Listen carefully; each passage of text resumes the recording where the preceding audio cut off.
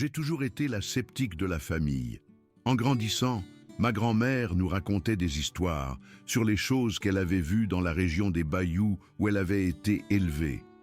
Des créatures qui marchaient sur deux jambes sans être humaines, des ombres qui se déplaçaient à contrevent, des bruits dans les marais qui ne correspondaient à aucun animal connu.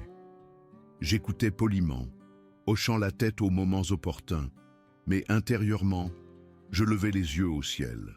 Mémé se faisait vieille et les personnes âgées se souviennent des choses différemment de la façon dont elles se sont produites. C'est ce que je me disais. Chaque vidéo granuleuse de prétendus cryptides, chaque récit haletant d'une observation de Sasquatch, chaque croyant qui jurait ses grands dieux avoir vu quelque chose d'impossible, je les rejetais tous. Des gens en mal d'attention, des mystificateurs, des personnes à l'imagination débordante qui avaient vu un ours dans de mauvaises conditions de lumière et s'étaient convaincus que c'était autre chose. Pendant 37 ans, je me suis accroché à ce scepticisme confortable, comme à une bouée de sauvetage. Et puis, mes propres caméras de sécurité ont capturé quelque chose qui a fait voler en éclats tout ce que je croyais savoir sur le monde. C'était il y a 5 semaines, et je n'ai toujours pas trouvé le moyen d'assimiler ce que j'ai vu. Si je partage ça maintenant, c'est parce que le silence est devenu insupportable. J'ai besoin de le dire à quelqu'un, même si ce quelqu'un n'est qu'un parterre d'inconnus sur Internet qui penseront probablement que j'ai perdu la tête. Peut-être que c'est le cas. Mais si je ne l'ai pas perdu, alors les gens doivent savoir ce qui se cache vraiment dans les endroits sauvages, nous observant depuis les ombres, apprenant nos habitudes et décidant parfois de venir y voir de plus près. Mon nom n'a pas d'importance pour cette histoire. Ce qui compte, c'est l'endroit où je vis et ce qui s'y est passé. Je suis propriétaire d'une petite maison dans le Vermont rural, à environ 25 km d'une ville si minuscule qu'elle apparaît à peine sur la plupart des cartes. La propriété s'étend sur près de 1,2 hectare, la partie avant étant ce que l'on attend d'une demeure de Nouvelle-Angleterre. Une pelouse modeste, une allée en gravier, une grange usée par le temps que j'utilise comme espace de rangement et un porche couvert où je passe la plupart de mes soirées d'été. La moitié arrière de ma propriété est différente. Elle descend en pente vers une forêt dense qui rejoint des milliers d'hectares de nature sauvage protégée. Les montagnes vertes se dressent au loin, leurs pentes couvertes d'un mélange de feuillus et de conifères qui créent un mur de verdure impénétrable pendant les mois les plus chauds. Quand les feuilles tombent, on peut voir plus profondément dans les bois, mais cela donne l'impression d'un vide encore plus vaste, toutes ces branches nues s'étirant sans fin vers des horizons qu'on ne peut jamais tout à fait atteindre. J'ai acheté cet endroit il y a 8 ans, lorsque mon entreprise de conseil en logiciel a finalement commencé à générer suffisamment de revenus pour que je puisse travailler de n'importe où avec une connexion Internet décente. L'isolement était tout l'intérêt. J'avais passé ma vingtaine et le début de ma trentaine à Boston, entouré de bruit, de monde et de la pression constante de la vie urbaine. Quand l'occasion s'est présentée de fuir tout ça, je l'ai saisi sans hésiter. Le voisin le plus proche est à près de 800 mètres sur la route. Un couple de personnes âgées qui reste dans son coin et ne s'aventure que rarement dehors, sauf pour vérifier sa boîte aux lettres ou s'occuper de ses poules. La ville elle-même a un magasin général, un bureau de poste, une caserne de pompiers volontaires et pas grand-chose d'autre. Les gens s'installent ici précisément parce qu'ils ne veulent pas être entourés d'autres personnes. Cela me convenait parfaitement, du moins jusqu'à récemment. Les événements étranges ont commencé à la fin de l'été, vers la fin du mois d'août. De petites choses au début, si insignifiantes que je les ai à peine remarquées comme étant inhabituelles. Je sortais le matin pour voir mon potager et je trouvais des outils déplacés de l'endroit où je les avais laissés la veille. Pas de façon spectaculaire, juste décalés de quelques mètres, comme si quelqu'un les avait pris pour les examiner et les avait reposés à des endroits légèrement différents. Au début, j'ai mis ça sur le compte de ma propre distraction. Je travaille parfois de longues heures, les yeux rivés sur du code, jusqu'à ce que ma vue se brouille. et ce ne serait pas la première fois que j'oublie exactement où j'ai posé quelque chose.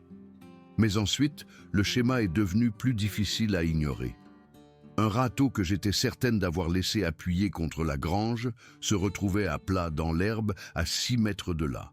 Des gants de jardinage disparaissaient de mon établi de rempotage et réapparaissaient des jours plus tard sur mon tas de bois. Un matin, j'ai trouvé 3 de mes outils à main disposés en une rangée parfaite près de la lisière de la forêt, alignés parallèlement les uns aux autres avec un espacement parfaitement égal entre eux. Ce n'était pas de la distraction, c'était autre chose. Les poubelles sont devenues un autre mystère. Je garde mes poubelles dans un petit enclos derrière la grange, protégé du vent et des animaux par un cadre en bois avec un portail à loquet. Le système avait parfaitement fonctionné pendant des années. Les ratons laveurs ne pouvaient pas y entrer, les ours ne pouvaient pas les renverser, et tout restait propre et contenu jusqu'au jour du ramassage. Puis, soudain, j'ai commencé à trouver l'enclos ouvert le matin et les poubelles dérangées. Pas renversées ou déchiquetées comme le font habituellement les animaux, mais soigneusement ouvertes. Les couvercles étaient enlevés et mis de côté, le contenu examiné et parfois éparpillé, mais rien n'était réellement mangé ou emporté. C'était comme si quelque chose fouillait mes ordures à la recherche de quelque chose de spécifique, puis repartait déçu de ne pas l'avoir trouvé. J'ai ajouté un cadenas à combinaison au portail de l'enclos, un de ceux qui nécessitent 3 chiffres pour s'ouvrir. 2 jours plus tard, j'ai trouvé le portail grand ouvert, le cadenas défait, suspendu. Pas coupé, pas forcé, juste ouvert, comme si quelqu'un connaissait la combinaison ou avait compris comment le mécanisme fonctionnait. C'est à ce moment-là que j'ai commencé à être sérieusement troublé. Les empreintes de pas sont apparues à peu près à la même époque. Je les ai remarquées pour la première fois après qu'une forte pluie eut ramolli le sol autour de ma propriété. Il y avait des empreintes dans la boue près de ma porte arrière que je ne pouvais pas expliquer, trop grandes pour être humaines, trop semblables à celles d'un homme pour appartenir à un animal que je connaissais. Chaque empreinte mesurait au moins 45 cm de long et peut-être 18 cm de large, avec des marques d'orteils clairs à une extrémité et un talon large à l'autre. Elles ressemblaient presque à des empreintes de pieds humains agrandies d'un facteur 2 ou 3, mais avec des proportions subtilement fausses, des orteils qui semblaient trop longs, des voûtes plantaires trop plates. J'ai mesuré l'une des empreintes les plus nettes et je l'ai photographiée en me disant qu'il devait y avoir une explication raisonnable. Peut-être qu'un technicien était venu sur ma propriété avec des bottes spéciales. Peut-être que la pluie avait déformé une empreinte normale pour la faire paraître plus grande qu'elle ne l'était. Peut-être que j'interprétais mal ce que je voyais parce que j'étais fatigué et que mes yeux me jouaient des tours. Les explications que j'ai trouvées n'étaient pas très convaincantes, mais elles valaient mieux que l'alternative. L'alternative était que quelque chose avec des pieds de cette taille s'était promené autour de ma maison au milieu de la nuit, et je n'étais pas prête à accepter cette possibilité. Les bruits ont commencé quelques semaines plus tard, début septembre, alors que les nuits s'allongeaient et que l'air commençait à porter cette note fraîche de l'automne approchant. J'étais au lit vers minuit, commençant tout juste à m'assoupir, quand j'ai entendu des pas sur mon porche arrière. Pas le trottinement rapide de petits animaux ou le cliquetis des sabots de cerf, mais des pas lourds et délibérés, comme ceux d'une personne de forte corpulence marchant lentement sur les planches de bois.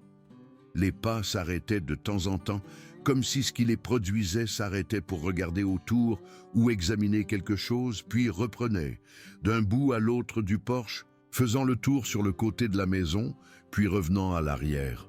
Le manège a continué pendant peut-être 15 minutes, pendant que je restais figé dans mon lit, m'efforçant d'entendre chaque détail, tout en souhaitant ne rien entendre du tout. Quand j'ai finalement trouvé le courage de prendre une lampe de poche et de vérifier dehors, il n'y avait rien. Aucune empreinte sur le porche, aucun signe de perturbation, aucune indication que quoi que ce soit se soit promené autour de ma maison quelques instants plus tôt. Je me suis convaincu que je l'avais imaginé, que les bruits était un rêve que j'avais pris pour la réalité dans cet espace flou entre le sommeil et l'éveil. Mais les bruits sont revenus la nuit suivante et la nuit d'après et sont bientôt devenus une occurrence régulière. Toujours tard dans la nuit, toujours ces mêmes pas lents et lourds qui encerclaient ma maison comme si quelque chose patrouillait le périmètre. Les grattements ont commencé environ une semaine plus tard. J'étais allongé dans mon lit ou assise dans mon salon à regarder la télévision et j'entendais quelque chose se traîner sur la vitre de mes fenêtres. Pas des grattements aléatoires comme des branches dans le vent, mais des bruits méthodiques et délibérés, comme des ongles ou des griffes que l'on traînerait lentement sur la surface. Les grattements se déplaçaient d'une fenêtre à l'autre, s'arrêtant parfois à chacune pendant plusieurs secondes avant de continuer vers la suivante. Je suivais le son de l'intérieur, le traquant alors qu'il faisait le tour de la maison. Mais chaque fois que je prenais mon courage à deux mains pour regarder par une fenêtre, il n'y avait jamais rien. Juste l'obscurité de la nuit du Vermont et les formes lointaines des arbres se balançant dans la brise. J'ai commencé à dormir avec une batte de baseball à côté de mon lit et un couteau de chasse sur ma table de nuit. Je n'avais jamais été très porté sur les armes auparavant, préférant compter sur l'isolement de ma propriété pour ma sécurité. Mais maintenant, je voulais quelque chose à quoi me raccrocher quand les bruits arrivaient. La batte et le couteau ne serviraient pas à grand-chose contre un ours ou un cambrioleur armé, mais les avoir là me faisait me sentir un peu moins impuissante. Le coup de grâce est arrivé par une nuit froide de mi-octobre. Je me suis couché vers 11 heures, j'ai vérifié toutes les serrures comme je le faisais toujours, et je suis tombé dans un sommeil agité, ponctué de rêves anxieux dont je ne me souvenais pas vraiment. Quand je me suis réveillé vers 5 heures du matin, quelque chose n'allait pas. L'air dans la maison était différent, plus froid qu'il n'aurait dû l'être, et il y avait une faible odeur de terre qui n'avait rien à faire là. Je suis sorti du lit et je me suis dirigé vers la cuisine, et c'est là que je l'ai vu. La porte arrière était entr'ouverte d'une quinzaine de centimètres, laissant entrer l'air froid de l'automne. Et sur le sol de ma cuisine, menant de la porte au réfrigérateur et revenant sur ses pas, il y avait des empreintes de pas boueuses. Ces mêmes empreintes massives, semblables à celles d'un homme, que j'avais trouvées dehors, maintenant tracées dans ma maison. Quelque chose était entré chez moi pendant que je dormais, avait marché jusqu'à mon réfrigérateur, puis était reparti par où il était venu, laissant la porte entr'ouverte derrière lui. J'ai vérifié la serrure de la porte arrière. C'était une bonne serrure, un solide pêne dormant que j'avais installé moi-même en emménageant. La serrure n'était ni forcée ni cassée. Elle avait simplement été ouverte, ce qui signifiait que ce qui était entré avait soit une clé, ce qui était impossible puisque j'étais la seule à en avoir une, soit avait réussi à comprendre comment actionner le pêne dormant de l'extérieur. Aucune de ces options n'était réconfortante. Ce jour-là, j'ai conduit jusqu'à la ville la plus proche avec un bon magasin de bricolage à environ 40 minutes de route et j'ai acheté un système complet de caméras de sécurité.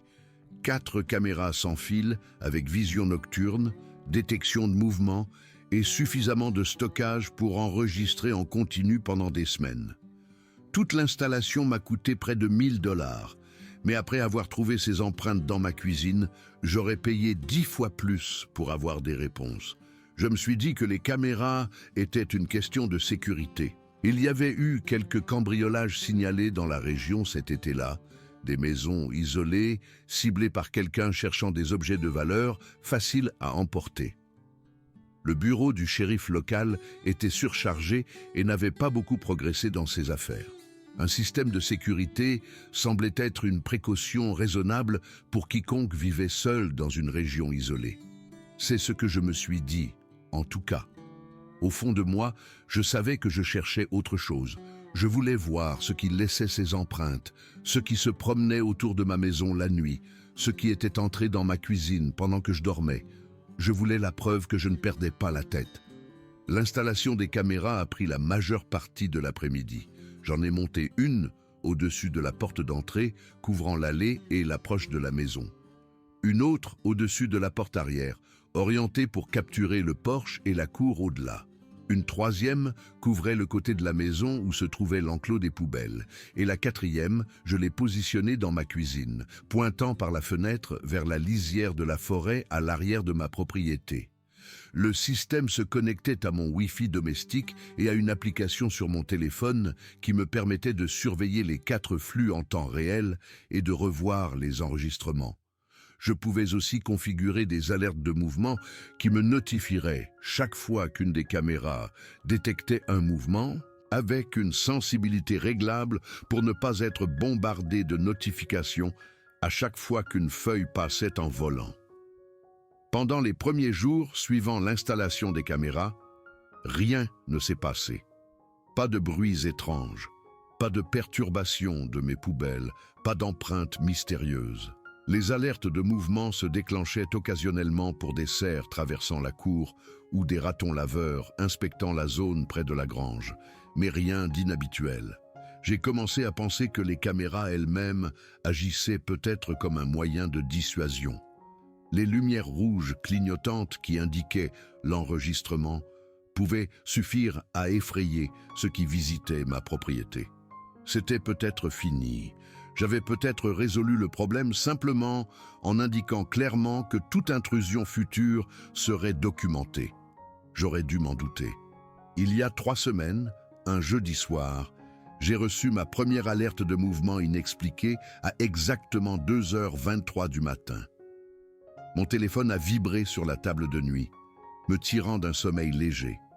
Je l'ai attrapé instinctivement, m'attendant à voir une vidéo d'un cerf ou peut-être d'un chat errant qui s'était aventuré sur ma propriété. Quand j'ai ouvert l'application et vérifié l'enregistrement de la caméra de la porte arrière, mon sang s'est glacé. La vidéo montrait mon Porsche et ma cour dans cette lueur verte et étrange de la vision nocturne. Pendant les premières secondes, rien ne semblait anormal. Puis une forme sombre est entrée dans le cadre par la gauche, traversant le Porsche en ce qui semblait être 3 ou 4 longues enjambées avant de disparaître du côté droit de l'écran. Le tout a duré peut-être 5 secondes, et la forme était trop rapide et trop floue pour être distinguée clairement. Mais une chose était immédiatement évidente. Ce qui avait traversé mon Porsche était grand, très grand, et ça marchait debout sur 2 jambes. J'ai regardé le clip probablement 30 fois cette nuit-là, faisant des pauses et avançant image par image, essayant de me convaincre que j'interprétais mal ce que je voyais. La rambarde de mon Porsche arrière m'arrive à peu près à la taille, peut-être à 85 cm du sol. Ce qui a traversé le Porsche dans cette vidéo avait des épaules clairement visibles au-dessus de la rambarde, même s'il semblait se déplacer légèrement accroupi. Cela signifiait que c'était grand, incroyablement grand, et sa façon de se déplacer n'était pas tout à fait humaine.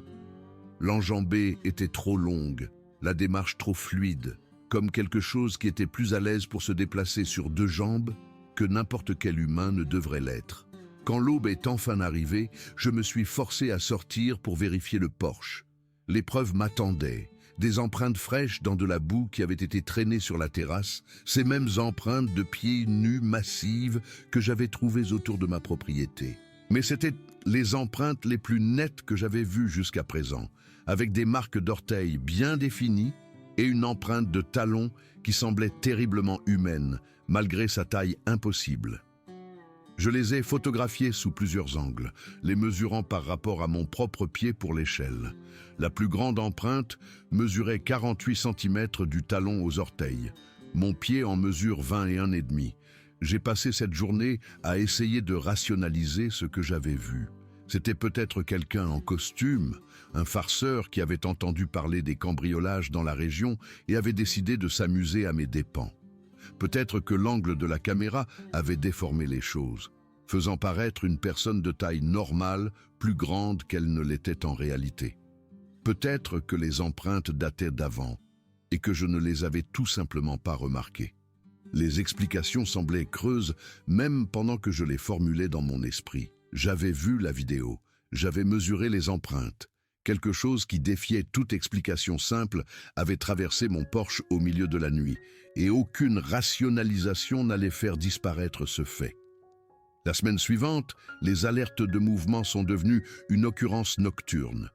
Toujours entre minuit et 4 heures du matin, toujours de la caméra de la porte arrière, montrant toujours le même type de séquence. Une grande forme sombre se déplaçant trop rapidement pour que la caméra la capture, clairement traversant parfois le porche, parfois visible dans la cour plus près de la lisière de la forêt, semblant parfois se tenir près du bord du cadre, comme si elle observait la maison. Les empreintes ont commencé à apparaître partout. Sur le porche, dans les parterres de fleurs autour des fondations, dans la terre meuble près de mon potager, et même sur le capot de ma voiture un matin, comme si quelque chose y était monté pour avoir un meilleur point de vue. Elles étaient toujours les mêmes, ces empreintes massives semblables à celles d'un homme avec leurs orteils trop longs et leurs talons trop larges. J'ai commencé à tenir un journal de quand et où je les trouvais, remplissant un carnet de dates, de lieux et de mesures, essayant de trouver un schéma qui m'aiderait à comprendre à quoi j'avais affaire. La nourriture a commencé à disparaître de ma cuisine à peu près à la même époque. Au début, j'ai cru que je me souvenais mal de ce que j'avais. J'avais peut-être mangé ce paquet de charcuterie et je l'avais oublié. J'avais peut-être fini le pain hier et je ne m'en souvenais tout simplement pas. Mais les écarts sont devenus trop constants pour être ignorés. Je me couchais avec un paquet plein de jambon en tranches dans mon réfrigérateur et je me réveillais pour le trouver vide. Une miche de pain entière disparaissait pendant la nuit. Un sac de pommes disparaissait de mon comptoir, ne laissant même pas un trognon derrière lui. La nourriture qui manquait était toujours des choses qui pouvaient être mangées sans préparation. De la viande crue, du pain, des fruits, tout ce qui ne nécessitait pas de cuisson. Les plats surgelés et les conserves restaient intacts, comme si ceux qui prenaient la nourriture ne comprenaient pas comment les préparer ou ne voulaient pas prendre le temps. J'ai installé un verrou à peine coulissant sur la porte de ma cuisine, me sentant ridicule en le faisant.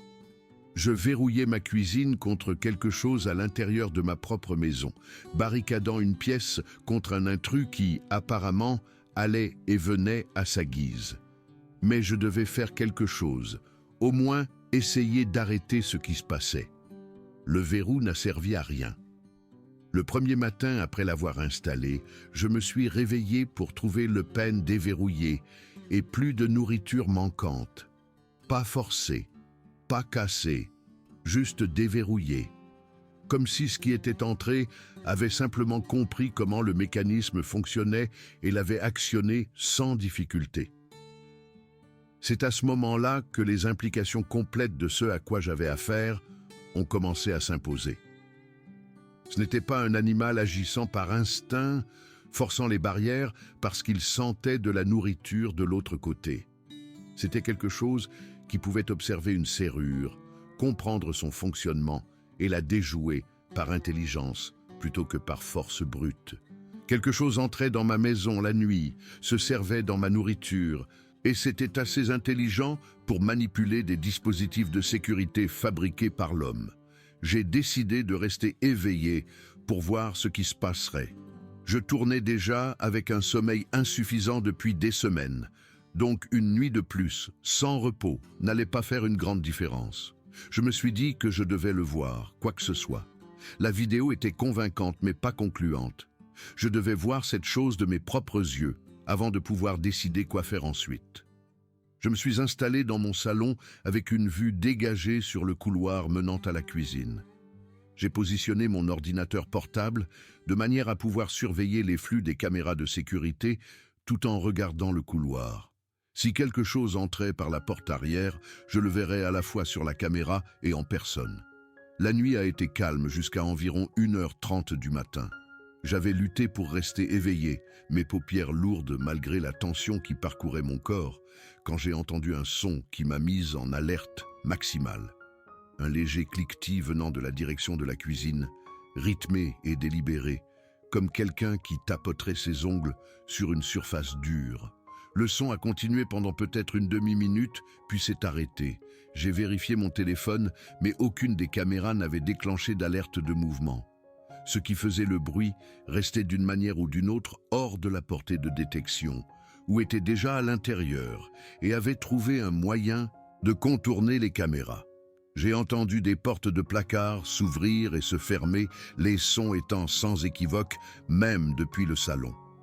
Puis le bruit de succion distinctif d'une porte de réfrigérateur qu'on ouvre, suivi du bourdonnement du compresseur travaillant plus fort pour maintenir la température avec la porte entr'ouverte.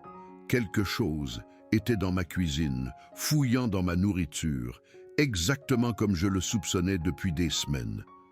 J'ai pris la batte de baseball à côté de mon canapé et j'ai commencé à avancer vers le couloir.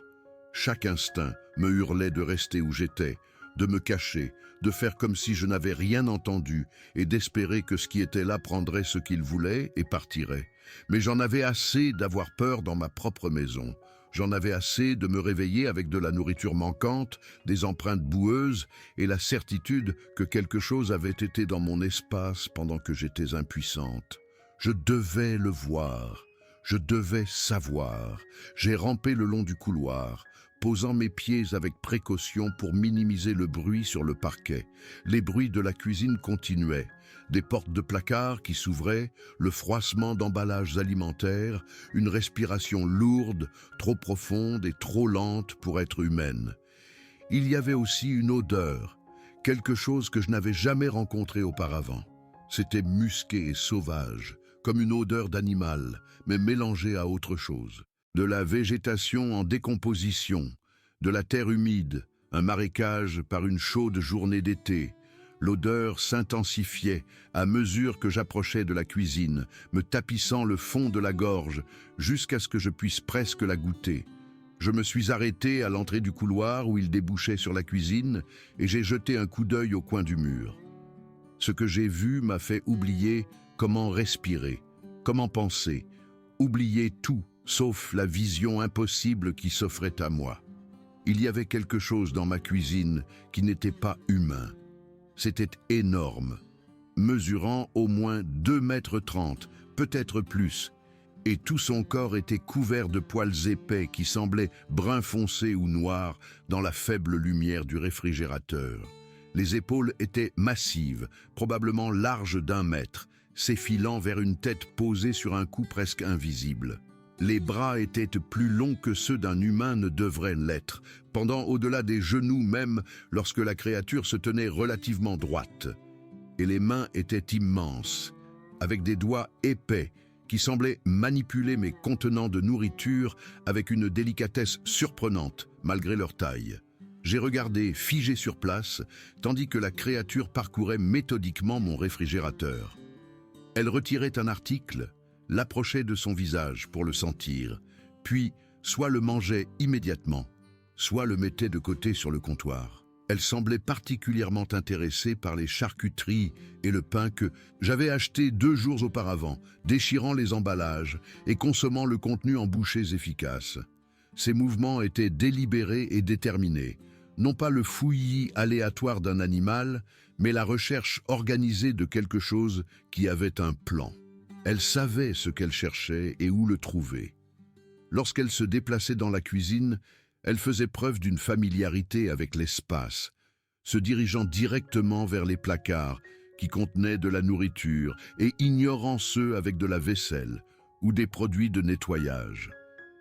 La tête de la créature était la partie la plus troublante. De mon angle, je pouvais la voir de profil lorsqu'elle se tournait pour poser des choses sur le comptoir.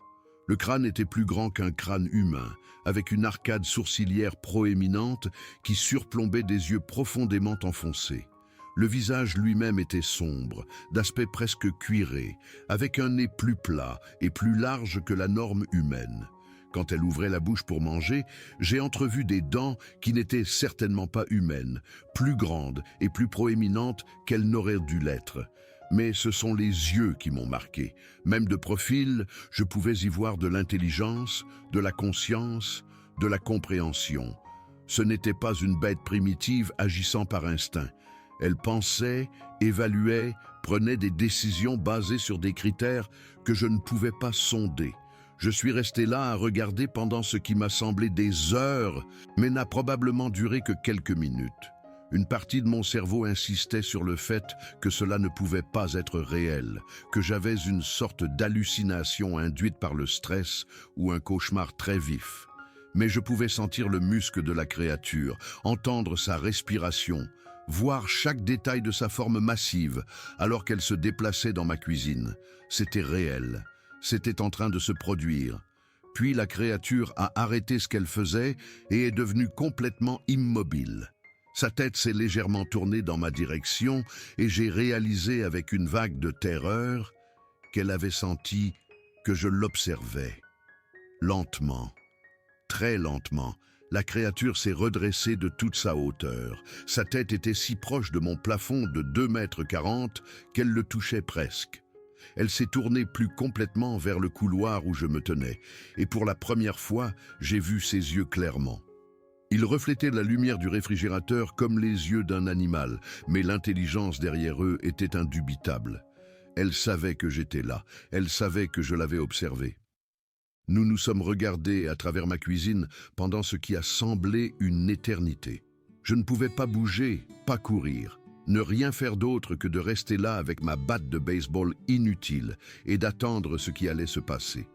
La créature a légèrement incliné la tête, me considérant avec ce qui ressemblait presque à de la curiosité plutôt qu'à de l'agressivité. Elle n'a fait aucun mouvement pour s'approcher de moi, n'a montré aucun signe d'intention hostile. Elle m'a juste regardé avec ses yeux intelligents, comme si elle essayait de deviner ce que j'allais faire. Puis, j'ai entendu des bruits de l'extérieur, des vocalisations profondes venant des bois derrière ma maison. Pas exactement des hurlements ou des rugissements, mais quelque chose entre les deux, porteur d'une intentionnalité claire comme des appels ou des signaux passés entre individus. La créature dans ma cuisine a immédiatement répondu à ces sons, se détournant de moi et se dirigeant vers la porte arrière. Mais au lieu de se précipiter dehors, elle a commencé à faire quelque chose qui m'a glacé le sang plus que sa taille, ou ses yeux ne l'avaient fait. Elle a commencé à nettoyer.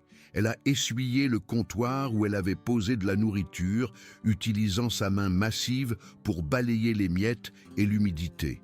Elle a fermé les portes de placard qu'elle avait ouvertes, les poussant avec ses doigts épais. Elle a même ramassé des emballages alimentaires sur le sol et les a mis dans ma poubelle. Cette chose minimisait délibérément les preuves de sa présence. Elle comprenait qu'elle était dans un espace humain et elle prenait des mesures pour dissimuler son intrusion. Le niveau d'intelligence que cela démontrait était plus effrayant que n'importe quelle menace physique aurait pu l'être. J'ai regardé la créature se diriger vers ma porte arrière avec une démarche étrange et traînante, comme si ses jambes n'étaient pas tout à fait conçues pour la marche bipède, même si elle était clairement à l'aise sur 2 pieds. Quand elle a atteint la porte, je m'attendais à ce qu'elle force le passage, peut-être en cassant la serrure ou en arrachant la porte de ses gonds. Au lieu de cela, elle a examiné le pêne dormant un instant, puis a soigneusement déverrouillé et ouvert la porte comme si elle l'avait fait 100 fois auparavant. La créature s'est arrêtée dans l'embrasure de la porte et m'a regardé de l'autre côté de la cuisine. Nos yeux se sont croisés une fois de plus, et j'ai vu quelque chose dans son expression que je ne peux toujours pas décrire complètement. Pas de menace ou de malice, mais une reconnaissance, comme si elle notait ma présence et classait cette information pour référence future. Puis elle est sortie sur mon porche et a doucement fermé la porte derrière elle. J'ai couru à la fenêtre de la cuisine et j'ai regardé la créature traverser ma cour à grandes enjambées fluides. Elle se déplaçait incroyablement vite pour quelque chose d'aussi grand, couvrant le terrain à un rythme qu'aucun humain ne pourrait égaler.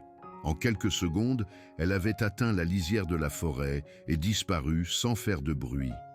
Si je ne l'avais pas vue partir, je n'aurais jamais cru que quelque chose de cette taille puisse se déplacer si silencieusement à travers des bois denses.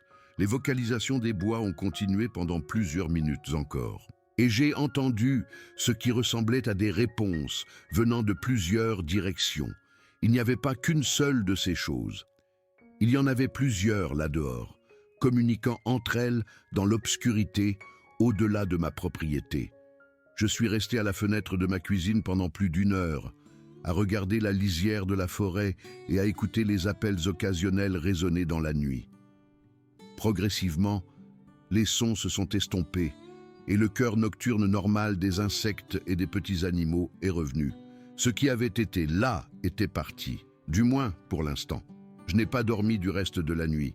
Je n'ai même pas pu me résoudre à retourner dans la cuisine avant que la lumière du soleil n'inonde les fenêtres.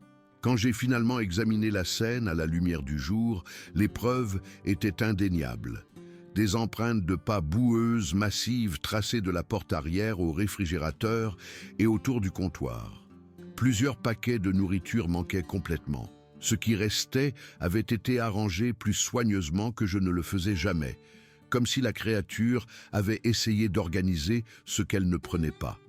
L'odeur musquée a persisté pendant des heures, même après que j'ai ouvert toutes les fenêtres, s'accrochant aux surfaces et aux tissus d'une manière que les odeurs normales ne font pas. Mais la partie la plus troublante était le peu de dégâts. La créature aurait clairement pu détruire n'importe quoi dans ma cuisine si elle l'avait voulu. Au lieu de cela, elle s'était déplacée dans l'espace avec un soin remarquable, évitant les objets fragiles, fermant correctement les portes, jetant même ses déchets. Ce n'était pas un comportement animal insensé. C'était une action délibérée et intelligente de la part de quelque chose qui comprenait qu'il se trouvait dans un environnement humain et choisissait de respecter l'organisation de cet environnement. Les images de sécurité ont confirmé tout ce que j'avais vu.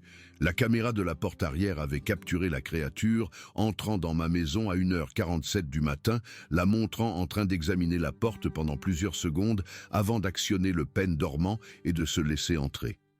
La caméra de la cuisine m'a donné une vue claire de son temps à l'intérieur, enregistrant chaque instant de sa recherche méthodique de nourriture sous un angle supérieur et latéral. Regarder les images était d'une certaine manière plus troublant que de voir la créature en personne. La caméra a capturé des détails que j'avais manqués dans mon observation terrifiée. La façon dont elle s'arrêtait parfois pour regarder autour d'elle, vérifiant qu'elle n'était pas observée avant de continuer sa recherche. La manière presque douce dont elle manipulait les objets sans jamais rien écraser ou laisser tomber malgré ses mains énormes. Le processus de prise de décision clair visible dans ses mouvements alors qu'elle évaluait différents aliments et choisissait quoi prendre. L'intelligence affichée dans chaque image était indéniable et profondément troublante, mais la partie la plus glaçante de la vidéo est arrivée après le départ de la créature. Pendant près de 15 minutes après sa disparition dans les bois, je pouvais voir des formes bouger à la limite de la portée de la caméra, des silhouettes indistinctes qui semblaient observer ma maison depuis la sécurité de la lisière de la forêt, observant depuis l'obscurité. Je n'avais pas affaire à une seule créature. Il y avait un groupe d'entre elles et elles étudiaient ma propriété.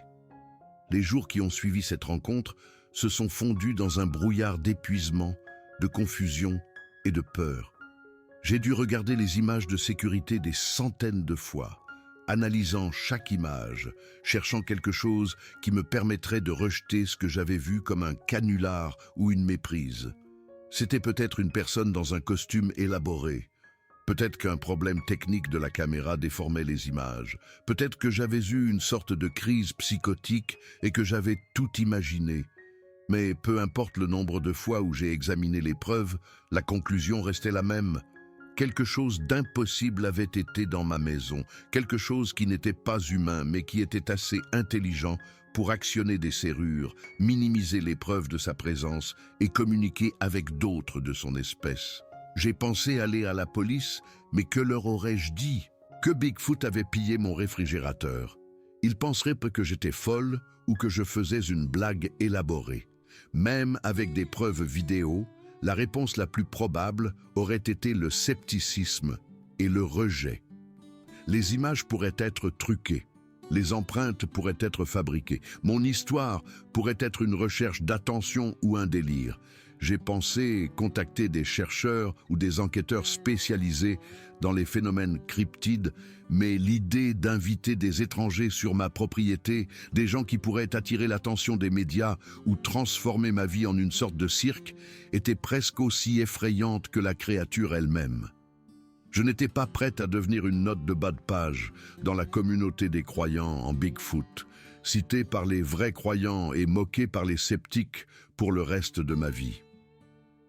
Au lieu de cela, je me suis concentré sur la tentative de comprendre à quoi j'avais affaire et comment me protéger.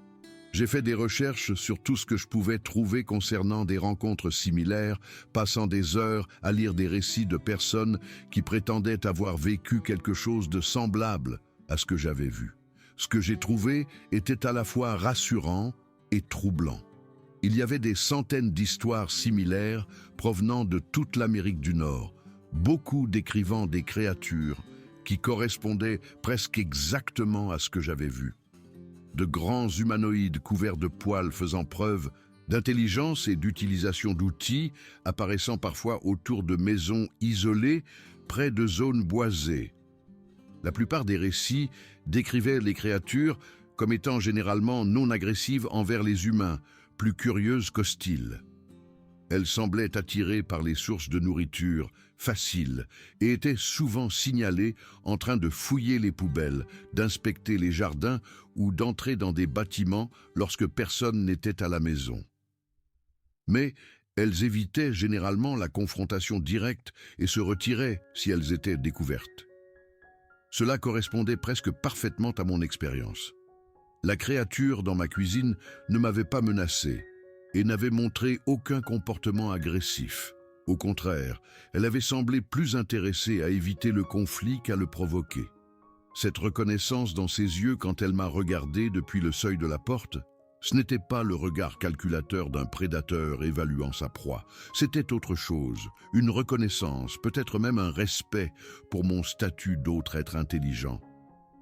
Comprendre cela m'a fait me sentir un peu moins terrifié, mais savoir que ces choses n'étaient probablement pas enclines à m'attaquer ne me faisait pas me sentir en sécurité pour autant. 5 jours après ma première rencontre rapprochée, ils sont revenus. Je dormais mal, sursautant au moindre bruit, vérifiant mes caméras de manière compulsive toute la nuit. J'avais installé des lumières supplémentaires activées par le mouvement autour de la propriété et commencé à conserver toute ma nourriture dans des récipients hermétiques plus difficiles à ouvrir que les emballages standards. Le système de sécurité était réglé sur une sensibilité maximale, prête à m'alerter au moindre mouvement près de la maison. Les alertes ont commencé à arriver vers 23h30, plus tôt que d'habitude. D'abord la caméra de la porte arrière, puis celle de la cour latérale, puis celle de la fenêtre de la cuisine qui surveillait les bois. Plusieurs formes se déplaçaient autour de ma propriété, et cette fois, elles ne prenaient pas la peine de se cacher. J'ai regardé les flux en direct depuis mon téléphone, le cœur battant, alors que 3 silhouettes distinctes se déplaçaient autour de ma maison. Elles étaient similaires en taille et en corpulence à la créature que j'avais vue dans ma cuisine, mais leur comportement était complètement différent. Au lieu d'un individu entrant prudemment dans ma maison pour chercher de la nourriture, ces 3-là semblaient travailler ensemble pour examiner ma propriété sous plusieurs angles, comme une équipe menant une étude ou une évaluation. L'un est resté près de la porte arrière, examinant la serrure et les nouvelles lumières à détecteur de mouvement que j'avais installées. Il a passé plusieurs minutes à tester le capteur de lumière, entrant et sortant de sa portée pour voir à quelle vitesse il se déclenchait. Un autre a fait le tour du côté de la maison, restant juste à la limite de la couverture de la caméra, mais clairement visible comme une grande silhouette debout. Le troisième est resté près de la lisière de la forêt, agissant apparemment comme un guetteur, sa tête se tournant périodiquement pour balayer les bois environnants. Celui à ma porte arrière semblait frustré par les changements que j'avais apportés. Il a examiné le nouveau pen dormant que j'avais installé, passant ses doigts épais sur le mécanisme, testant la poignée de la porte à plusieurs reprises. Lorsque les lumières à détecteur de mouvement n'arrêtaient pas de s'allumer et de révéler sa position, il a reculé et a essayé de s'approcher sous différents angles, apprenant le schéma de couverture des capteurs. Finalement, il a abandonné la porte et s'est dirigé vers l'une des fenêtres de ma cuisine. J'ai regardé, fasciné et horrifié, alors qu'il testait la fenêtre, n'essayant pas de briser la vitre mais vérifiant si elle était verrouillée, examinant le cadre pour des points d'entrée potentiels. La créature apprenait, s'adaptait, cherchait d'autres moyens d'accéder à ma maison maintenant que j'avais modifié la sécurité sur les voies évidentes. Après environ 25 minutes de cet examen systématique, les 3 silhouettes se sont retirées dans les bois. Mais j'ai pu voir des mouvements périodiques à la lisière de la forêt pour le reste de la nuit, des formes sombres passant et repassant, s'arrêtant parfois pour observer la maison. Ils étaient toujours là, toujours en train d'observer. Le lendemain matin a apporté de nouvelles preuves de leur présence. Des empreintes de pas partout, sur la terrasse, près de chaque fenêtre du rez-de-chaussée, autour de l'enclos des poubelles, même sur le capot de ma voiture, où quelque chose était apparemment monté pour avoir un meilleur point de vue. Mais ils avaient aussi laissé autre chose, quelque chose qui m'a glacé le sang d'une manière différente. Près de ma porte arrière, j'ai trouvé un petit tas de pierres disposées en une pile délibérée, 7 galets lisses de rivière, équilibrés avec soin les uns sur les autres comme un minuscule cairn, du genre que les randonneurs construisent parfois pour marquer les sentiers. L'arrangement était trop précis pour être accidentel. Ces créatures m'avaient laissé un message. Je n'avais aucune idée de ce que ce message signifiait, mais son intentionnalité était indéniable. Elle ne cherchait plus seulement de la nourriture, elle communiquait. La semaine suivante, les rencontres sont devenues plus fréquentes et plus audacieuses. Pas toutes les nuits, mais assez souvent pour que je sois constamment sur le qui-vive, ne sachant jamais quand la prochaine alerte de mouvement arriverait ou ce que les caméras montreraient. Les créatures semblaient tester systématiquement mes défenses, sondant différentes zones à chaque fois, cherchant les changements que j'avais faits et contournant les obstacles que je mettais sur leur chemin. Quand j'ai installé un film de sécurité sur les fenêtres de mon rez-de-chaussée pour les rendre plus difficiles à briser, elles ont déplacé leur attention vers le premier étage. Quand j'ai ajouté des caméras pour couvrir les nouveaux angles, elles ont commencé à s'approcher de directions qui évitaient les champs de détection. C'était comme jouer aux échecs contre un adversaire qui avait toujours plusieurs coups d'avance, qui apprenait plus vite que je ne pouvais m'adapter et qui traitait chaque contre-mesure comme une énigme à résoudre plutôt qu'une barrière à respecter. La nourriture a recommencé à disparaître de ma maison malgré ma sécurité améliorée. Je me réveillais pour trouver des récipients ouverts, des paquets vidés, parfois avec le contenu partiellement consommé et le reste laissé soigneusement arrangé sur mon comptoir.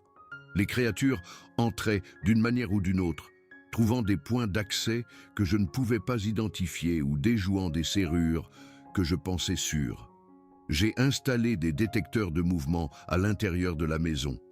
Et ils ont cessé de déclencher des alertes, comme si les créatures avaient appris les schémas de couverture et trouvé des moyens de se déplacer dans ma maison sans les déclencher. La pression psychologique était épuisante. Je dormais à peine, vérifiant constamment mes caméras et écoutant les bruits. Je ne pouvais pas me concentrer sur mon travail, pas me détendre, pas me sentir en sécurité dans ma propre maison. Chaque ombre à l'extérieur de mes fenêtres ressemblait à une menace potentielle. Chaque bruit normal de la maison me faisait saisir la batte de baseball qui m'accompagnait désormais partout. Mais le pire était la prise de conscience croissante que cela n'allait pas s'arrêter. Ces créatures avaient identifié ma propriété comme une ressource et elles étaient trop intelligentes pour être dissuadées par le genre de mesures qui arrêterait la faune ordinaire.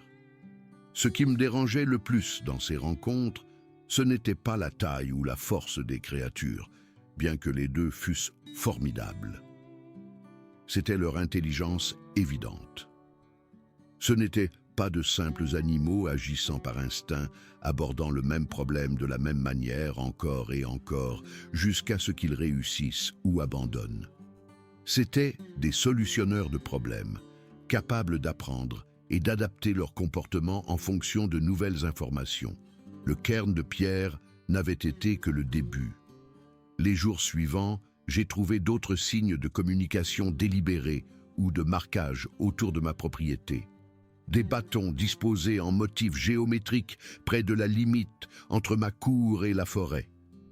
Des égratignures sur les arbres qui formaient des symboles reconnaissables, des cercles, des triangles et des lignes trop réguliers pour être des dommages naturels. De petits objets de ma propriété déplacés à des endroits spécifiques, comme s'ils étaient utilisés pour envoyer des messages que je ne pouvais pas comprendre. Les créatures semblaient savoir quand j'étais à la maison et quand j'étais absente.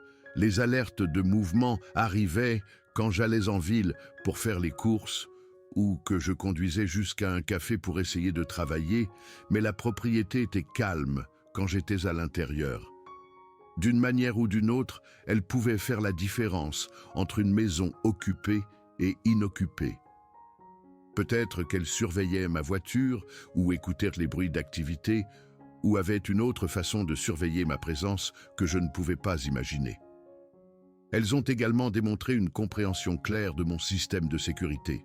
Après les premières rencontres, elles ont commencé à se déplacer de manière à minimiser l'exposition aux caméras, s'approchant des angles morts et restant juste en dehors de la portée de détection de mouvement.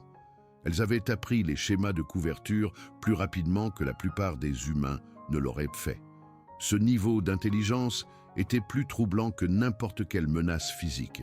Cela suggérait que ces créatures n'étaient pas de simples animaux cherchant de la nourriture, mais des êtres pensants avec leur propre agenda et système de communication. Elles m'étudiaient autant que j'essayais de les étudier. Et contrairement à moi, elles semblaient avoir le dessus. J'ai commencé à envisager sérieusement d'abandonner ma maison, de renoncer à la propriété que j'avais aimée pendant 8 ans et de recommencer ailleurs. Mais je n'avais aucune garantie que cela ne se reproduirait pas où que j'aille. Et l'idée de fuir, d'admettre la défaite face à des créatures qui n'étaient même pas censées exister, me semblait fausse. C'était ma maison. J'avais construit ma vie ici. Pourquoi devrais-je être celle qui devait partir? La semaine dernière, tout a atteint un point critique d'une manière que je n'aurais jamais pu anticiper. J'étais resté chez un ami en ville pendant quelques jours, essayant de dormir un peu et de décider de ma prochaine étape. La vigilance constante m'avait épuisé au point que je ne pouvais plus fonctionner. J'avais besoin d'une pause, ne serait-ce que pour une nuit ou deux, quelque part où je pourrais fermer les yeux sans me demander ce qui pourrait se tenir devant ma fenêtre. Quand je suis rentré à la maison mercredi soir, j'ai immédiatement senti que quelque chose était différent. La maison semblait différente, sentait différent. Pas l'odeur musquée forte que j'associais aux créatures, mais quelque chose de plus subtil, une faible trace de leur présence qui flottait dans l'air. De petites choses étaient déplacées d'une manière que je n'ai pas pu identifier tout de suite. Des emballages alimentaires dans mon bac de recyclage que je ne me souvenais pas avoir jetés. Des chaises légèrement déplacées de l'endroit où je les avais laissées. Mon thermostat réglé à une température différente de celle que je gardais habituellement. Quelqu'un ou quelque chose avait passé du temps dans ma maison pendant mon absence. Cette nuit-là, j'ai décidé d'attendre et de voir ce qui se passerait. J'ai éteint toutes les lumières et me suis positionné dans ma chambre avec une vue dégagée sur le couloir et la cuisine au-delà. Si quelque chose entrait, je le verrais. Je ne sais pas ce que je prévoyais de faire si cela se produisait. Affronter les créatures, documenter leur comportement, simplement regarder et essayer de comprendre. Peut-être que j'avais juste besoin de les revoir, de confirmer que ce dont je me souvenais était réel et non une illusion élaborée née du stress et de l'isolement. Vers 2 heures du matin, j'ai entendu la porte arrière s'ouvrir. Pas le bruit d'une effraction ou de serrure qui se brise, juste le clic silencieux du loquet et le murmure de la porte pivotant sur ses gonds. Des pas se sont déplacés dans ma cuisine, lourds mais prudents, comme quelque chose essayant de ne pas réveiller une maisonnée endormie. Puis quelque chose de nouveau s'est produit. Au lieu de simplement aller à la nourriture et de manger, Les pas se sont déplacés dans le reste de ma maison. Je les ai entendus dans mon salon, puis dans le couloir, puis se rapprochant de ma chambre. La créature cherchait quelque chose, et j'avais terriblement peur qu'elle me cherche. La porte de ma chambre était entr'ouverte, et je pouvais voir une ombre bouger dans le couloir, beaucoup plus grande et plus large que n'importe quelle ombre humaine ne devrait l'être. Elle s'est arrêtée devant ma porte pendant ce qui a semblé une éternité, et j'étais absolument certaine qu'elle savait que j'étais là. Je pouvais sentir cette odeur musquée, plus forte que jamais, et j'entendais une respiration trop profonde et trop lente pour être humaine. Puis, elle a émis un son, pas un grognement ou un rugissement, mais une vocalisation basse et grondante qui avait la cadence et l'inflexion de la parole. Elle essayait de communiquer quelque chose, et ce quelque chose m'était clairement destiné. Le son ne ressemblait à rien de ce qu'une gorge humaine pourrait produire, profond et résonnant, que l'on ressentait presque plus qu'on ne l'entendait. Mais il y avait une signification et une intention évidente derrière le bruit.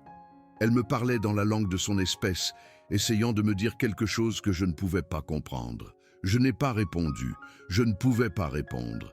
Je suis resté là, figé, essayant de ne pas respirer trop fort, espérant qu'elle se désintéresserait et partirait.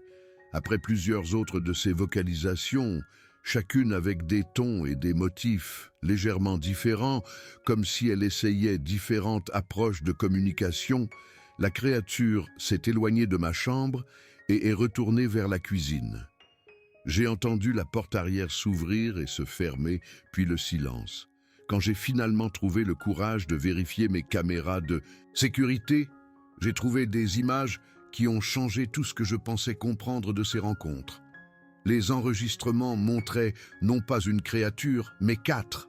Elles étaient entrées dans ma maison ensemble, et pendant que l'une émettait ses sons devant ma chambre, les autres parcouraient systématiquement mes affaires, non pas pour détruire ou voler, mais pour examiner, comme des enquêteurs sur une scène de crime ou des anthropologues étudiant des artefacts d'une culture inconnue. Elles ont regardé mes livres, tournant les pages avec ses doigts massifs mais étonnamment agiles. Elles ont examiné mon ordinateur, étudiant l'écran et le clavier avec un intérêt évident. Elles ont fouillé mon placard, manipulant mes vêtements, les sentant, les tenant comme pour en vérifier la taille. Elles semblaient particulièrement fascinées par les photographies, passant un temps considérable à étudier des photos de moi et de ma famille, se les passant et pointant différents éléments des images. Elles ont examiné des outils et des objets ménagers avec une curiosité évidente, les ramassant, les manipulant, les remettant à leur place avec une précision remarquable. Ce n'était pas un raid alimentaire, c'était une reconnaissance. Elles apprenaient à me connaître, étudiaient ma vie et mes habitudes avec la minutie de chercheurs menant une étude de terrain. La prise de conscience était terrifiante d'une manière que le simple cambriolage n'aurait jamais pu l'être. C'était il y a 8 jours, et je n'ai eu aucune rencontre depuis. Pas d'alerte de mouvement au milieu de la nuit, pas de bruit de pas sur mon porche, pas de signe de leur présence autour de ma propriété. Le silence soudain est presque plus énervant que ne l'étaient les visites régulières. Je continue de vérifier mes caméras, de surveiller les mouvements à la lisière de la forêt, d'attendre leur retour. Mais tout est calme. Soit elles ont obtenu les informations qu'elles cherchaient, soit elles préparent quelque chose qui les oblige à rester discrètes pour un temps. Aucune de ces possibilités ne me réconforte beaucoup. J'ai pris la décision de vendre ma maison et de déménager quelque part avec plus de voisins et moins de nature sauvage. Je ne peux plus vivre comme ça, à constamment regarder par-dessus mon épaule et à me demander quand elles reviendront. Quelles que soient ces créatures, elles ont revendiqué cette zone comme leur territoire, et je ne suis pas équipé pour le partager avec elles. Le plus difficile est de savoir que je n'obtiendrai probablement jamais de réponse aux questions qui me tiennent éveillé la nuit. Que voulaient-elles spécifiquement de ma maison? Pourquoi ont-elles choisi ma propriété parmi toutes les maisons isolées de cette région? Qu'essayaient-elles de communiquer lors de cette dernière rencontre? Combien sont-elles là dehors? Et depuis combien de temps observent-elles les établissements humains depuis les confins de notre civilisation? J'ai pensé rendre mon histoire et les preuves vidéo publiques. Il y a une chercheuse dans une université à quelques États de là qui se spécialise dans les observations de primates inexpliqués. Et j'ai rédigé plusieurs emails à son intention que je n'ai jamais eu le courage d'envoyer. J'ai envisagé de mettre mes images en ligne et de laisser les gens tirer leurs propres conclusions. J'ai imaginé raconter mon histoire dans des podcasts ou des émissions d'information, devenant la personne qui a finalement fourni la preuve indéniable que ces créatures existent. Mais je ne suis pas prête pour l'examen et l'incrédulité qui accompagneraient une telle démarche. Je ne suis pas prête à voir ma santé mentale remise en question, mes motivations examinées, toute ma vie bouleversée par une attention que je n'ai jamais voulue. Peut-être qu'un jour, quand je vivrai dans un endroit sûr et que je pourrai y penser objectivement, je partagerai ce que j'ai avec des gens qui pourraient y trouver un sens. Pour l'instant, je veux juste m'éloigner le plus possible d'ici et essayer de reconstruire un semblant de normalité dans ma vie. Mais je sais que je ne regarderai plus jamais une forêt sombre de la même manière, et je ne serai plus jamais complètement convaincu que nous sommes seuls sur cette planète, que nous sommes les seuls êtres intelligents à marcher sur deux jambes, à prendre des décisions, à résoudre des problèmes, à former des communautés. Ces créatures sont là depuis qui sait combien de temps, nous observant depuis les ombres, apprenant nos habitudes, s'adaptant à notre présence de manière que nous n'avons jamais remarquée. Elles connaissent nos maisons, nos systèmes de sécurité et notre stockage de nourriture. Elles savent à quoi nous ressemblons, comment nous vivons, peut-être même de quoi nous sommes capables. Et elles ont réussi à garder leur existence cachée de la science et de la société dominante pendant toute l'histoire enregistrée. Si vous vivez dans une zone rurale, en particulier un endroit qui borde la nature sauvage ou des terres forestières, faites attention aux petits signes qui pourraient indiquer que quelque chose vous observe. De la nourriture manquante sans explication évidente, des poubelles dérangées qui ne ressemblent pas à une activité animale typique, des empreintes de pas inexpliquées, surtout de grandes avec des formes humaines, des bruits étranges la nuit qui ne correspondent à aucune faune locale, des outils ou des objets déplacés de l'endroit où vous les avez laissés. Ce ne sont peut-être pas des événements aléatoires. Et si jamais vous décidez d'installer des caméras de sécurité autour de votre propriété, préparez-vous à la possibilité que vous puissiez capturer quelque chose que vous ne vous attendiez pas à voir. Parfois, les choses que nous supposons être des mythes et des légendes sont simplement très douées pour rester cachées. Je ne croyais pas en Bigfoot il y a 5 semaines. Je pensais que tout le concept était ridicule. Un phénomène culturel construit sur des ours mal identifiés et des canulars élaborés. Maintenant, je ne sais plus quoi croire. Mais je sais ce que j'ai vu. Je sais ce que mes caméras ont enregistré. Et je sais que ces créatures sont là, observant, apprenant et s'adaptant à notre monde de manière que nous ne comprenons pas. Les images de sécurité que j'ai sont maintenant stockées à plusieurs endroits, sauvegardées sur des services cloud et copiées sur des disques externes que je garde à différents endroits. C'est en partie pour la sécurité, au cas où quelque chose arriverait à mon ordinateur ou à ma propriété. Mais c'est aussi en partie parce que je veux qu'il y ait une trace, une preuve que cela s'est produit même s'il m'arrive quelque chose. J'ai écrit tout ce dont je me souviens de chaque rencontre, documentant les dates, les heures et les détails, tant qu'ils sont encore frais dans mon esprit. J'ai photographié chaque empreinte, chaque cairn de pierre, chaque parcelle de preuves physiques que les créatures ont laissées derrière elles. Si jamais je décide de partager cela publiquement, je veux que tout soit organisé et documenté pour que les gens puissent l'évaluer par eux-mêmes.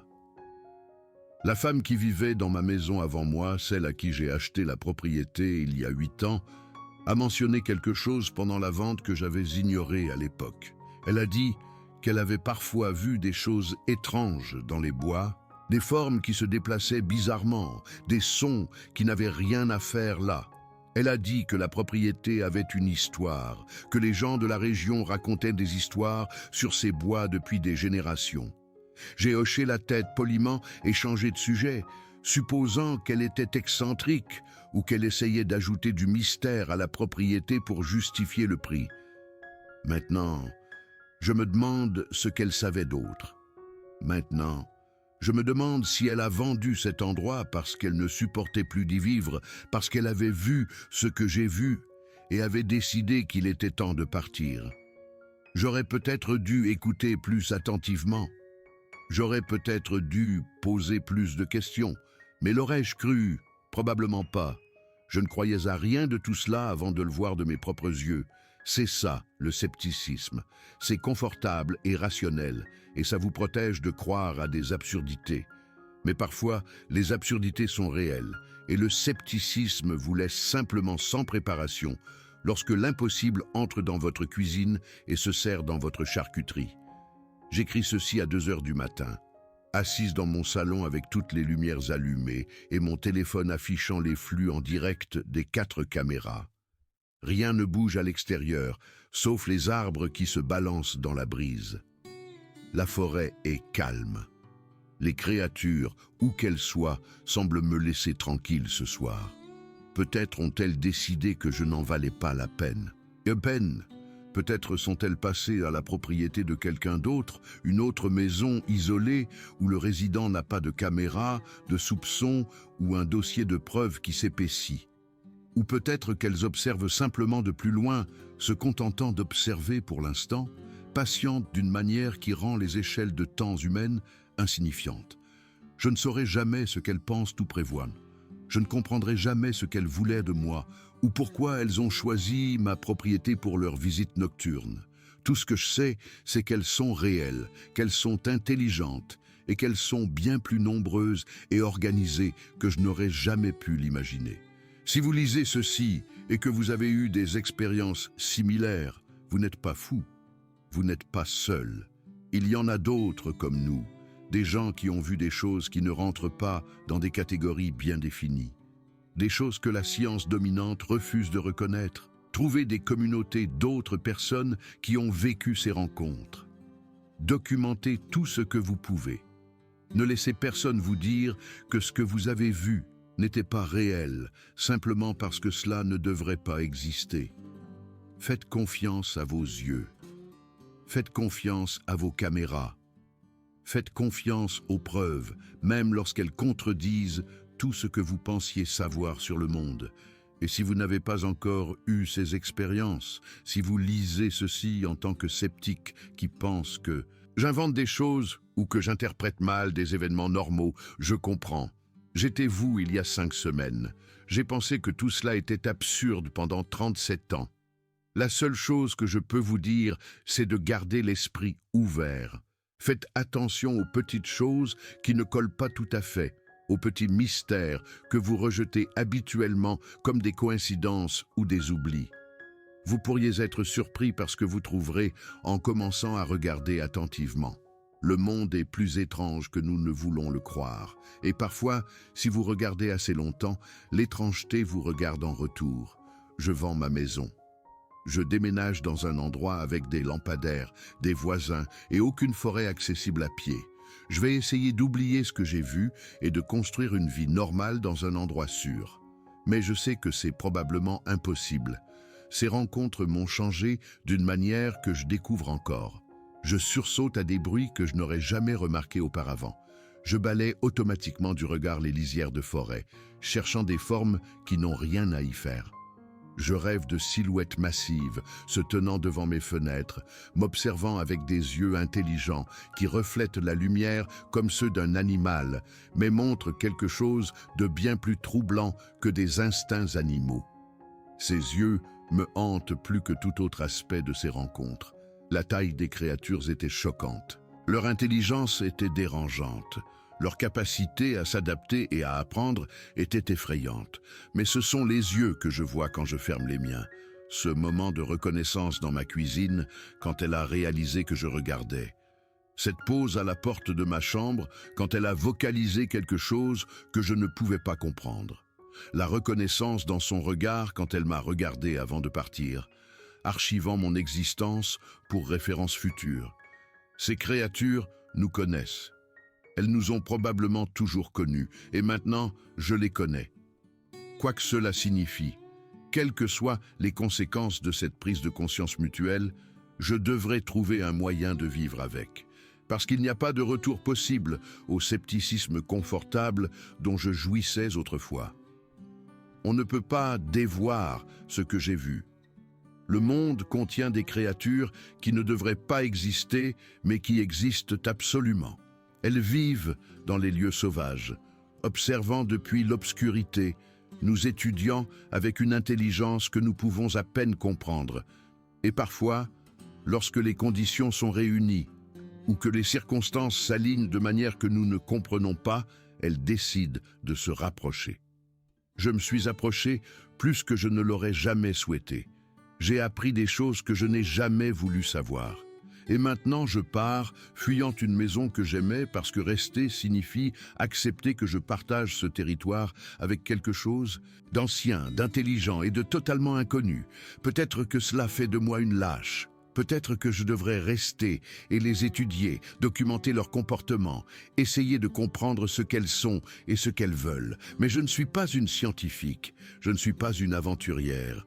Je suis juste une femme qui voulait vivre tranquillement dans un endroit magnifique et qui s'est retrouvée prise dans quelque chose qui la dépassait. Ceci est mon histoire. Prenez-la comme vous voulez, croyez-y ou rejetez-la. J'ai cessé d'essayer de convaincre les sceptiques car je sais comment j'aurais réagi à cette histoire avant de la vivre. Tout ce que je peux faire, c'est dire la vérité telle que je l'ai vécue et espérer que quelqu'un quelque part pourra bénéficier de savoir ce que je sais maintenant. Les créatures sont réelles. Elles sont là. Et si vous vivez près d'endroits sauvages, elles vous connaissent peut-être déjà. Soyez prudents. Surveillez la lisière de la forêt. Et si vous commencez à remarquer de petites choses qui ne collent pas, de la nourriture qui disparaît, des objets qui bougent tout seuls, des empreintes de pas qui semblent incroyablement grandes, ne les ignorez pas. Ne supposez pas qu'il y a une explication rationnelle à tout. Parfois, l'explication irrationnelle est la bonne. Parfois, les monstres sont réels. J'aurais aimé savoir ça il y a 5 semaines. J'aurais aimé que quelqu'un m'avertisse de ce qu'il y avait dans ces bois. J'aurais peut-être pu mieux me préparer. J'aurais peut-être pu me protéger. Je ne serais peut-être pas en train de faire mes cartons et de fuir l'endroit où je pensais vieillir. Mais je ne savais pas. Et maintenant, je sais. Et tout ce que je peux faire de cette connaissance, c'est la partager et espérer qu'elle aidera quelqu'un d'autre qui pourrait être confronté à la même chose. Ceci est mon avertissement. Ceci est mon témoignage. Faites-en ce que vous voulez. Les créatures observent. Elles ont toujours observé. Et parfois, elles entrent. Il y a des moments maintenant où je doute de ma propre santé mentale, où je me demande si le stress de l'isolement et la pression de travailler seul n'ont pas finalement brisé quelque chose dans mon esprit. Ces moments surviennent généralement dans les heures calmes de l'après-midi, lorsque la lumière du soleil traverse mes fenêtres et que la forêt semble paisible et ordinaire, juste des arbres, des sous-bois et un cerf occasionnel errant dans la cour. Dans ces moments-là, je peux presque me convaincre que rien de tout cela n'est vraiment arrivé, que j'ai souffert d'une sorte d'illusion élaborée provoquée par trop de solitude et pas assez de contact humain. Puis je sors mon téléphone et je regarde à nouveau les images de sécurité et le doute s'évapore comme la brume matinale. Les créatures sont là, capturées avec une clarté numérique, se déplaçant dans ma cuisine et autour de ma propriété avec leurs carcasses massives et leurs yeux intelligents. Aucune illusion ne pourrait fabriquer ces images. Aucune dépression nerveuse ne pourrait créer des preuves physiques comme les empreintes que j'ai photographiées et mesurées, les cairns de pierre que j'ai documentés, les marques de griffes sur les arbres qui forment des symboles que je ne comprends pas. J'ai commencé à tenir un journal de chaque rencontre, de chaque preuve, de chaque événement étrange qui pourrait être lié aux créatures. Le journal s'est épaissi au fil des dernières semaines, rempli d'observations, de théories et de questions auxquelles je ne peux pas répondre. J'ai cartographié les emplacements des empreintes sur un plan de ma propriété, essayant d'identifier des schémas dans leurs mouvements. J'ai analysé le moment des alertes de mouvement, cherchant des corrélations avec les conditions météorologiques, les cycles lunaires ou toute autre chose qui pourrait expliquer quand elles choisissent de visiter. J'ai même essayé de documenter les vocalisations que j'ai entendues en écrivant des approximations phonétiques des sons et en notant leur contexte et leur moment. Aucune de ces analyses ne m'a donné de vraies réponses. Les schémas que je pense voir pourraient n'être que des coïncidences ou des biais de confirmation. Les créatures semblent opérer selon des règles que je ne peux pas comprendre, une logique qui ne correspond pas au comportement humain ou à l'instinct animal d'une manière que je puisse reconnaître. Mais la documentation semble importante d'une manière ou d'une autre, comme si je créais un dossier qui pourrait un jour aider quelqu'un à comprendre ce que sont ces êtres et comment ils vivent. Ou peut-être que c'est juste une façon de sentir que j'ai un certain contrôle sur une situation où je suis clairement dépassé de toutes les manières imaginables. La bibliothèque locale est devenue une ressource inattendue. La ville est trop petite pour avoir une grande collection, mais le bibliothécaire, un homme âgé nommé Harold, qui dirige l'endroit depuis 40 ans, a accès à des archives qui remontent à la fondation de la colonie.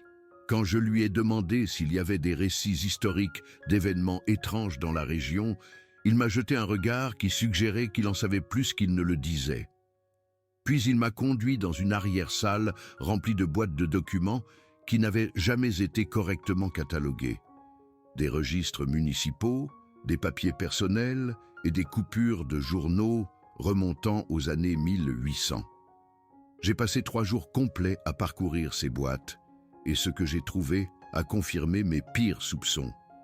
Il y a eu des observations dans cette région depuis aussi longtemps que l'on s'en souvienne.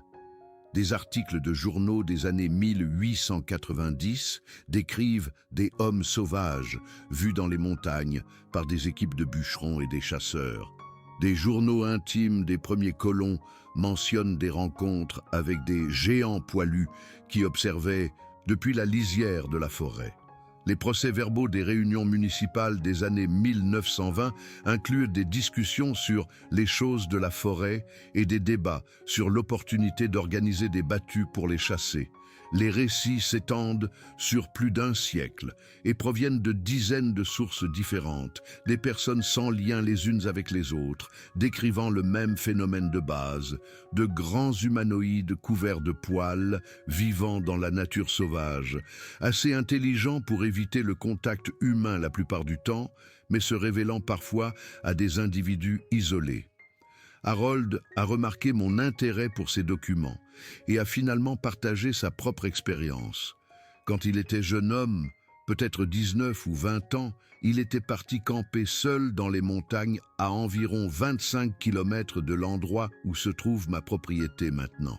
Une nuit, quelque chose est entré dans son camp pendant qu'il dormait et a fouillé ses provisions, mangeant sa nourriture et examinant son équipement avec une curiosité évidente. Il s'est réveillé juste à temps pour voir une silhouette massive disparaître à la lisière de la forêt, marchant debout sur 2 jambes, son corps couvert de poils sombres. Il n'a jamais parlé de la rencontre à personne parce qu'il savait que personne ne le croirait. Mais il a collecté des informations sur des observations similaires depuis lors, archivant chaque récit qu'il trouve, constituant une archive privée de preuves que cette région a des habitants que personne ne veut reconnaître. Il m'a dit que les créatures étaient là bien avant que la ville n'existe, bien avant que les Européens ne soient sur ce continent, peut-être même bien avant que les humains n'aient foulé ces forêts. Elles étaient là les premières, et d'une certaine manière, nous sommes les intrus. Cette conversation avec Harold a changé ma façon de penser à mes rencontres. J'avais abordé cela comme si j'étais la victime, comme si ces créatures avaient envahi mon espace et violé ma maison.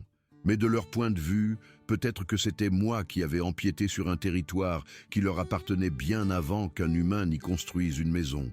Ma propriété se trouve à la lisière de milliers d'hectares de nature sauvage protégée, des terres qui n'ont pas été développées ou exploitées depuis des décennies, qui pourraient abriter une population de ces êtres vivants sans être dérangés depuis des générations. Quand j'ai emménagé il y a 8 ans, je n'achetais pas seulement une maison. J'établissais ma résidence à la frontière entre la civilisation humaine et quelque chose de beaucoup plus ancien. Quelque chose qui fonctionne selon des règles que nous ne comprenons pas et qui ne reconnaît pas nos concepts juridiques de propriété. Cela ne rend pas les rencontres moins effrayantes, mais cela me fait y penser différemment. Les créatures ne sont pas des monstres envahissant les espaces humains. Ce sont des résidents d'un territoire sur lequel les humains ont progressivement empiété, s'adaptant à notre présence, apprenant notre technologie et nos habitudes, essayant de comprendre les êtres étranges qui continuent de construire des structures aux abords de leur domaine. Les raids alimentaires, les examens de ma propriété, la mission de reconnaissance où ils ont fouillé mes affaires, peut-être que tout cela était de la recherche. Peut-être qu'ils essayaient de comprendre qui je suis et ce que je fais ici, de la même manière que j'ai essayé de les comprendre. Cette pensée devrait être réconfortante, je suppose. Elle suggère que les créatures sont motivées par la curiosité plutôt que par l'hostilité, qu'elles nous étudient comme des scientifiques pourraient étudier une espèce nouvellement découverte. Mais d'une manière ou d'une autre, l'idée d'être étudié par quelque chose que je ne peux pas comprendre est presque aussi troublante que l'idée d'être chassé par elle. Au moins, la proie sait ce que le prédateur veut. Je n'ai aucune idée de ce que ces créatures veulent de moi, quelles informations elles collectent, quelles conclusions elles tirent ou ce qu'elles prévoient de faire avec ce qu'elles ont appris. Ma thérapeute, une femme que je vois par appel vidéo depuis que j'ai déménagé ici, pense que je traverse une sorte de dépression liée au stress. Je lui ai raconté une version édulcorée de ce qui s'est passé, en omettant les détails qui lui feraient penser que je suis complètement déséquilibré. J'ai parlé de me sentir observé, de bruits étranges la nuit, d'une anxiété qui m'empêche de dormir. Elle m'a prescrit des médicaments et m'a recommandé de passer plus de temps avec d'autres personnes, d'envisager peut-être si l'isolement rural est vraiment sain pour moi. Elle n'a pas tort de dire que l'isolement est un problème, mais les médicaments ne font pas disparaître les créatures, et passer du temps en ville n'efface pas les images que j'ai sur mon téléphone. J'ai arrêté de lui parler des rencontres, parce que ça ne sert à rien. Elle ne peut pas m'aider avec quelque chose dont elle ne croit pas à l'existence. Elle ne peut que m'aider à gérer ma réaction à cela, ce qui, je suppose, est précieux à sa manière. Les stratégies d'adaptation qu'elle m'a enseignées, les exercices de respiration, les techniques d'ancrage, les moyens de gérer l'anxiété aiguë m'ont aidé à traverser certaines des pires nuits. Mais elles ne changent pas la réalité fondamentale de ma situation. J'ai commencé à emporter un appareil photo partout avec moi, un petit appareil numérique qui tient dans ma poche et peut être prêt à photographier en quelques secondes. Si je revois l'une des créatures, si l'une apparaît pendant la journée où j'aurai une chance d'obtenir une image claire, je veux être prête. Les images de sécurité sont convaincantes, mais c'est de la vision nocturne, cette lueur verte étrange qui rend tout légèrement irréel. Une photographie claire de jour, quelque chose qui montre la créature en détail avec un environnement reconnaissable pour l'échelle. Ce serait différent. Cela pourrait suffire à convaincre les gens qui ne croiront pas à une vidéo nocturne granuleuse. Bien sûr, les créatures semblent maintenant connaître les appareils photo. Elles ont appris à éviter mon système de sécurité, se déplaçant de manière à minimiser leur exposition aux capteurs. Pourquoi seraient-elles moins prudentes à l'idée d'être photographiées pendant la journée ? Elles ont réussi à rester cachées de la documentation grand public pendant des milliers d'années. Une femme seule, avec un appareil photo de poche, ne risque pas de changer cela.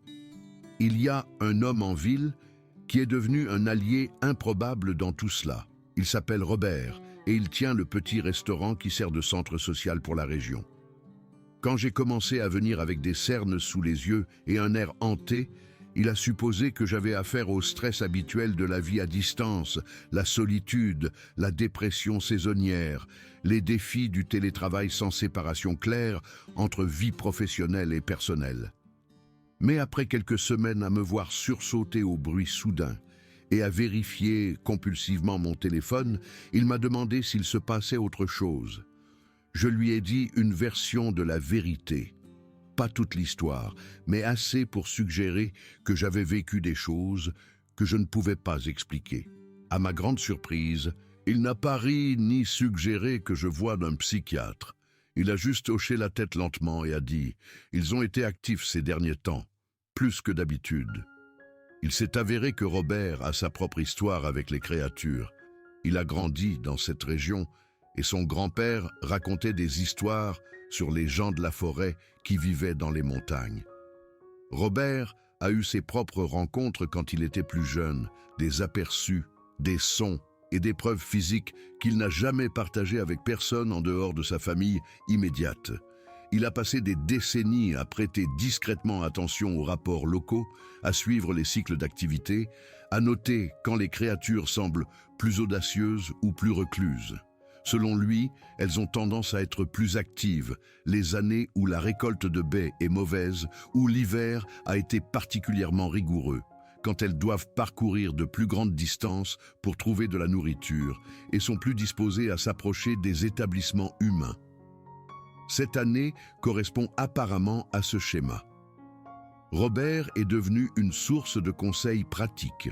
C'est lui qui m'a suggéré de renforcer mes portes avec des peines dormants supplémentaires, du genre robuste, plus difficiles à manipuler de l'extérieur.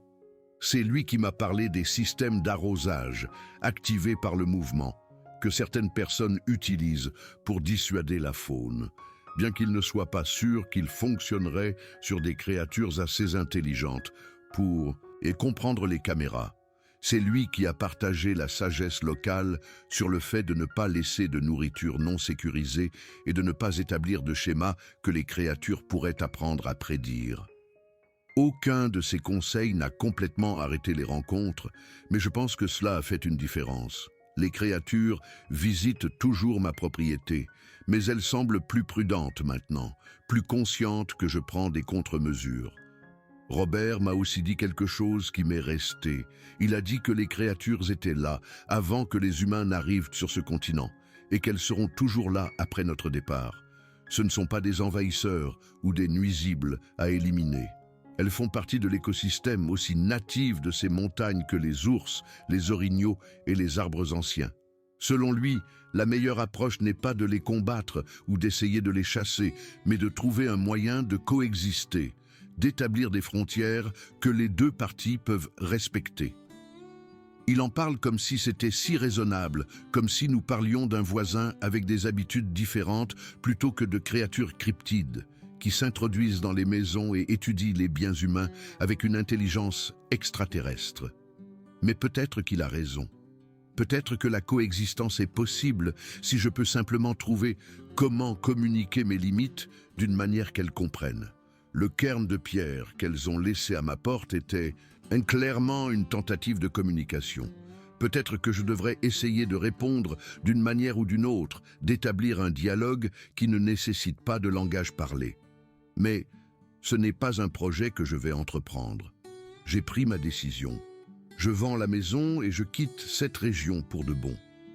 Quelle que soit la relation possible entre les humains et ces créatures, je ne suis pas équipé pour l'explorer. Je n'ai pas le courage, l'expertise ou la résilience psychologique pour être une pionnière de la diplomatie interespèce. Je veux juste vivre quelque part où je peux dormir toute la nuit sans me demander ce qui se promène devant ma fenêtre. La maison est en vente depuis 2 semaines. Il y a eu un certain intérêt, principalement de la part de personnes attirées par l'isolement et la beauté naturelle comme je l'étais il y a 8 ans. Je me surprends à vouloir les avertir, à leur dire dans quoi ils pourraient s'embarquer en achetant une propriété à la lisière de cette nature sauvage. Mais que dirais-je? Que la région a des Bigfoot? Qu'ils devraient se préparer à des visites nocturnes de cryptides intelligents? Ils penseraient que j'essaie de saboter la vente ou que je suis mentalement instable et que la propriété devrait être évitée pour cette seule raison. Alors je me tais. Je fais visiter la maison aux acheteurs potentiels et je réponds à leurs questions sur la superficie, les impôts fonciers et la connexion Internet. Je ne mentionne pas les caméras de sécurité que je laisse installer, positionnées pour capturer des images de tout ce qui pourrait être inhabituel après mon départ. Je ne mentionne pas le journal que j'ai tenu, les preuves que j'ai collectées ou les rencontres qui m'ont poussé à prendre cette décision. Si les nouveaux propriétaires vivent ce que j'ai vécu, ils auront les caméras pour le documenter. Peut-être seront-ils plus courageux que moi. Peut-être trouveront-ils un moyen de comprendre ces créatures que je n'ai jamais pu. Ou peut-être que les créatures les laisseront tranquilles et toute mon expérience se fondra dans la légende locale, une autre histoire sur des choses étranges dans les bois que personne ne croit vraiment. Quoi qu'il en soit, je serai ailleurs, essayant de reconstruire une vie qui n'implique pas de vérifier les flux de sécurité à 3 heures du matin et de sursauter à chaque ombre devant ma fenêtre. J'ai appris des choses que je n'ai jamais voulu savoir. J'ai vu des preuves d'êtres qui ne sont pas censés exister. J'ai senti le poids de l'intelligence derrière des yeux qui reflètent la lumière comme ceux d'un animal, mais montrent une compréhension bien au-delà de tout animal que j'ai rencontré. Quel que soit le coût de cette connaissance à long terme, quels que soient les ajustements que je dois faire à ma vision du monde et à mon sentiment de sécurité, il vaut mieux faire face à ces coups dans un endroit qui n'a pas de créature se tenant devant la porte de ma chambre, essayant de communiquer dans une langue que je ne peux pas comprendre. Ceci est mon histoire. Ceci est mon avertissement.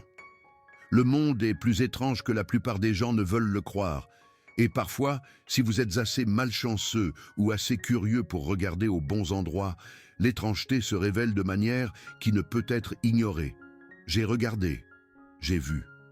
Et maintenant je pars, parce que certaines révélations sont trop lourdes à porter dans les endroits où elles se sont produites. Les créatures sont là, elles ont toujours été là, et maintenant que je le sais, plus rien ne sera jamais tout à fait pareil. Surveillez la lisière de la forêt. Faites attention aux petites choses qui ne collent pas. Et si jamais vous vous retrouvez seul dans la nature, rappelez-vous que vous n'êtes peut-être pas aussi seul que vous le pensez. Elles observent toujours. Et parfois, quand on s'y attend le moins, elles entrent.